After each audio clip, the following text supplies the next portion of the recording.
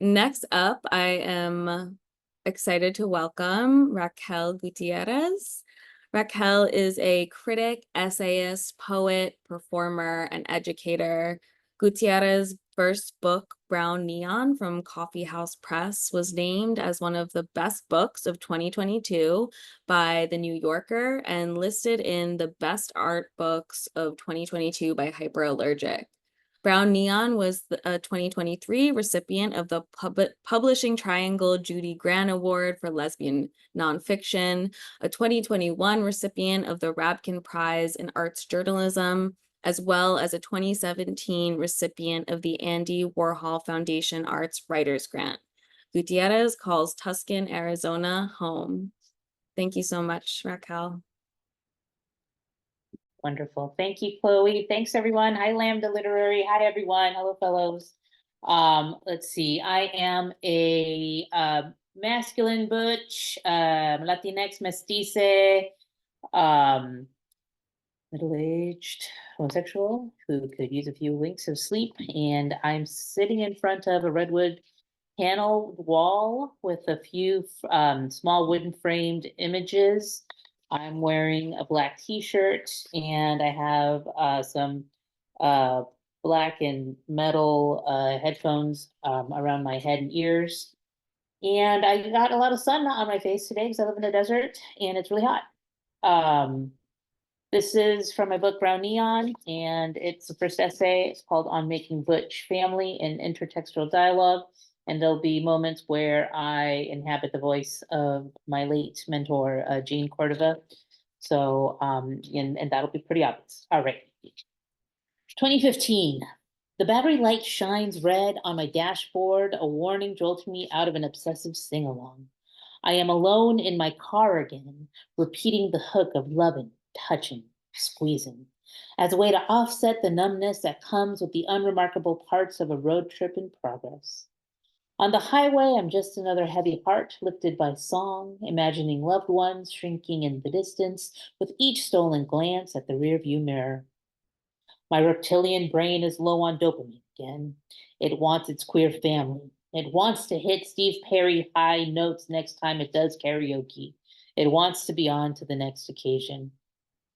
The possibility of my car breaking down and preventing me from orchestrating the next occasion sends a chill. My car has never broken down before, and certainly not in the big, bad, scary desert. I travel west on the 10, heading back to Los Angeles, trudging through 103 degrees of Arizona's unsparing desert heat. As soon as I touch down in Quartzsite, one of the last towns near the state line, I go for my car owner's manual. Just how screwed could I possibly be with 300 miles left to go? The electrical system is on the verge of shutting down. I decided if I'm going to break down, I want to do it in a blue state. I have more than 20 miles to go before I hit Blythe, California. I get back in my car, take a deep breath, roll down the windows, and head west to Blythe. Blythe is a place I've newly begun to appreciate as the last bastion of chill brown califas. I don't want to be an irredeemably spoiled Californian brat and call bad vibes, but it was 2016 and the wound of SB 1070 was still fresh. The Show Me Your Papers law was first a bill that included provisions that gave law enforcement the power to determine anyone's immigration status during any lawful stop. SB 1070 also pushed for the requirement for all alien non-citizens to carry registration documents. Undocumented people couldn't seek employment. Arguably, the worst were the warrantless arrests. Folks could be arrested for just being suspected of being undocumented. If we didn't see the seeds of fascism being planted in this 2010 series of planned violences, then we weren't looking hard enough. How in 2010 could we not know that people we knew or knew of were already being disappeared? This has been the way political structures permeate the sweeping views of Arizona's stunning terrains.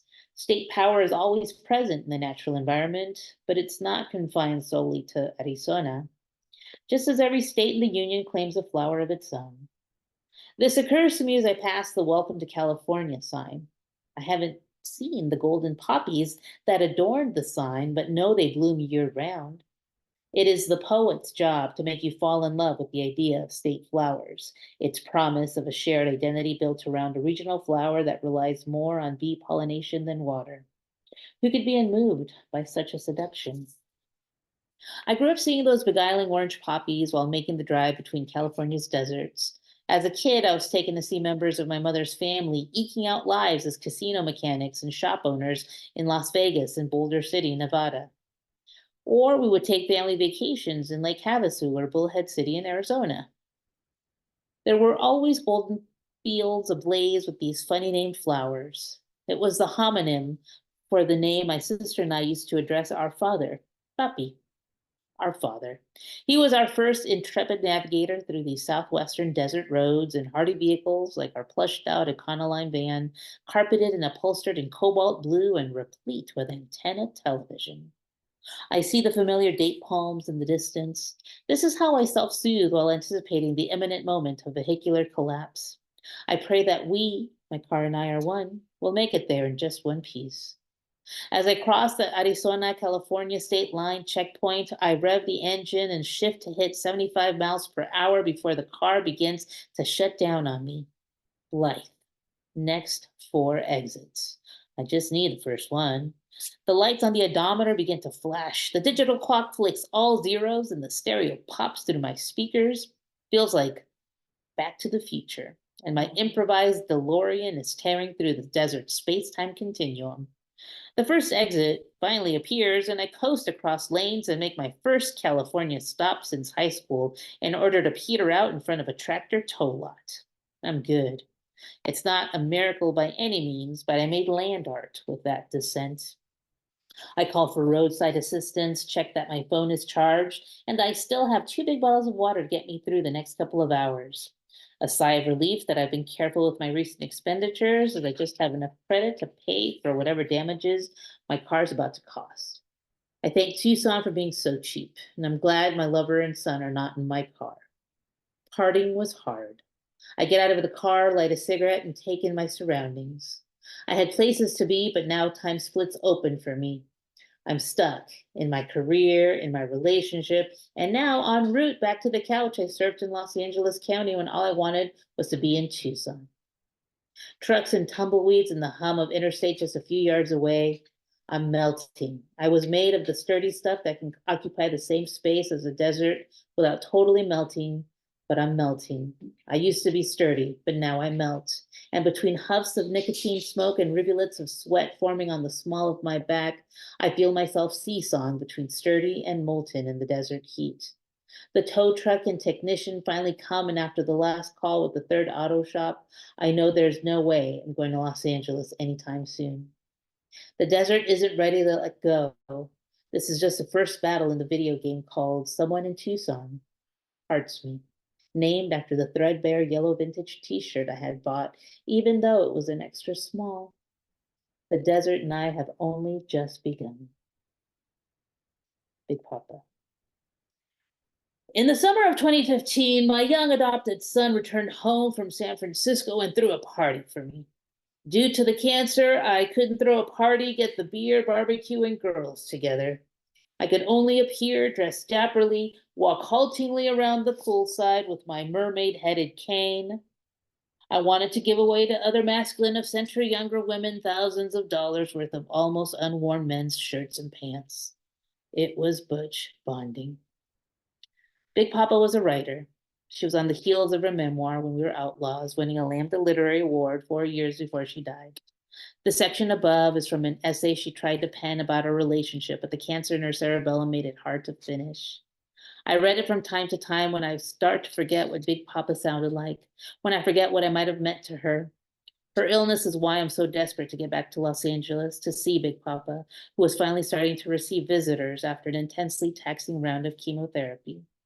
I'm traveling back to Tucson just a few weeks after having moved back to Los Angeles from the Bay Area. I had been living out of boxes and tote bags prior to this breakdown in blight. Desire pulled in so many directions, ending relationships, starting relationships, doing art full time.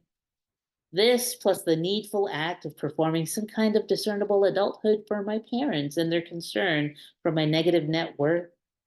It was an anarchy of coping with so much change afoot, and I had yet to get on Big Papa's calendar. I'll stop there. Thank you so much. Amazing to be here.